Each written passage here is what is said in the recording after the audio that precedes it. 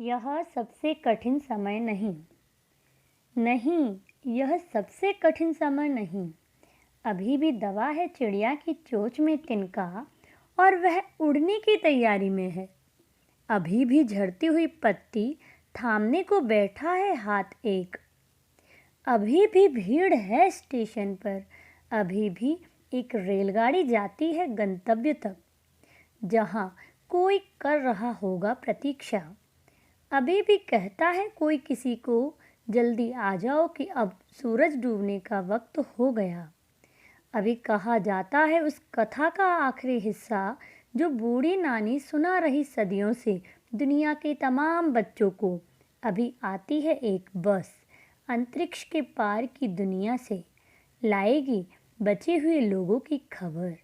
नहीं, यह सबसे कठिन समय नहीं।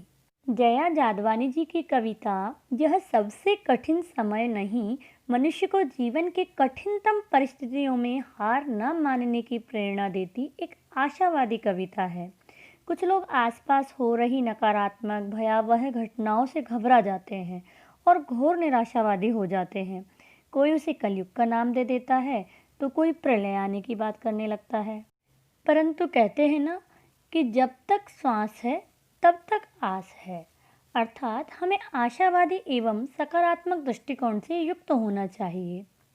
इस कविता में जया जादवानी जी ने अपनी कविता के माध्यम से बताया है कि माना कि वर्तमान समय मुश्किलों का दौर है, हर तरफ अविश्वास भय व्याप्त है, परंतु यह सबसे कठिन समय यानी मुश्किल वक्त नहीं है।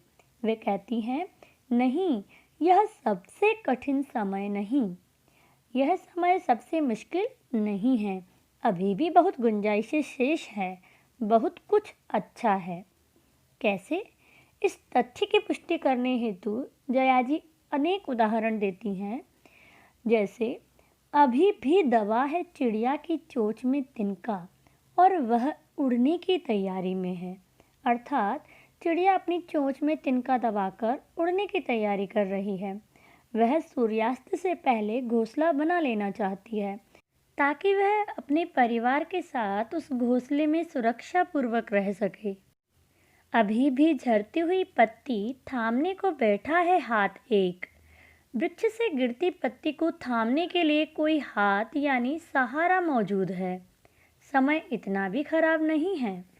आज भी समाज में लोग एक दूसरे की मदद करने को तैयार हैं। मुसीबत में पड़े लोगों की मदद करने हेतु लोग आज भी आगे आ रहे हैं और मदद कर रहे हैं। अभी भी भीड़ है स्टेशन पर। अभी भी एक रेलगाड़ी जाती है गंतव्य तक, जहां कोई कर रहा होगा प्रतीक्षा। यानी अभी भी संसार का चक्र निरंतर चल रहा है। स्टेशन पर भीड़ है, अर्थात लक्ष्य को पाने वाले लोग मंजिल को पाने हेतु प्रयासरत हैं और उन्हें उनकी मंजिल यानी गंतव्य तक पहुंचाने के लिए रेलगाड़ी भी जाती है। अर्थात निरंतर कार्य चल रहा है। कहीं भी जड़ता नहीं है, गत्यात्मकता है, निराशा नहीं है। अतः यह सभी संकेत हैं कि अभी सबसे कठिन समय नहीं है। अभी भी एक रेलगाड़ी जाती है गंतव्य तक, जहां कोई कर रहा होगा प्रतीक्षा। अभी भी कहता है कोई किसी को, जल्दी आ जाओ कि अब सूरज डूबने का वक्त हो गया है। गंतव्य पर पहुंचने की जल्दी या उत्साह भी बना हुआ है, क्योंकि वहां भी उनकी कोई प्रतीक्षा कर रहा है। अभी भी कोई किसी को कहता है कि जल्दी आ जाओ, सूरज डूबने का समय हो चला है। अर्थात अभी भी सूर्य के डूबने और निकलने का क्रम लगातार चल रहा है। अभी भी लोगों में परस्पर एक दूसरे के प्रति प्रेम और परवाह है। इसलिए ये संकेत सिद्ध करते हैं कि यह सबसे कठिन समय नहीं है। उस कथा का आखिरी हिस्सा जो बूढ़ी नानी सुना रही सदियों से चली आ रही बूढ़ी नानी की कहानियाँ जब भी कोई सुनाता है तो आज भी बच्चों को उन कहानियों के अंत में सुखद अंत की उम्मीद है। बच्चों, आपने भी दादी नानी की कहानियाँ सुनी होंगी। उन कहानियों में अंतरिक्ष से परे भी काल्पनिक दुनिया होती है। दुनिया के तमाम बच्चों को अभी आती है एक बस अंतरिक्ष के पार की दुनिया से, लाएगी बचे हुए लोगों की खबर।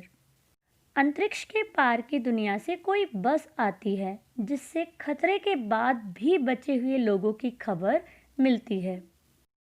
इस प्रकार कहानी के बीच में तमाम संघर्षों के बावजूद मानवीय मूल्यों की ही विजय होती है, जो हमें सद्भावों मानव मूल्यों के प्रति आस्थावान बनाती है, साथ ही सकारात्मक एवं आशावादी दृष्टिकोण भी निर्मित कर देती हैं। अतः जब तक इस दुनिया में दादी नानी की प्रेरक कहानियाँ गूंजती रहेंगी, तब तक बुरा वक्त आ ही नहीं सकता। और इसीलिए ही जया जादवानी जी कहती हैं कि नहीं, यह सबसे कठिन समय नहीं। जीवन के घोर निराशा के अंधकार में अभी भी आशा की किरणें मौजूद हैं, जिनसे हम किसी भी कठिन परिस्थितियों का सामना कर सकते हैं। अतः यह सबसे कठिन समय नहीं है। निराश होने की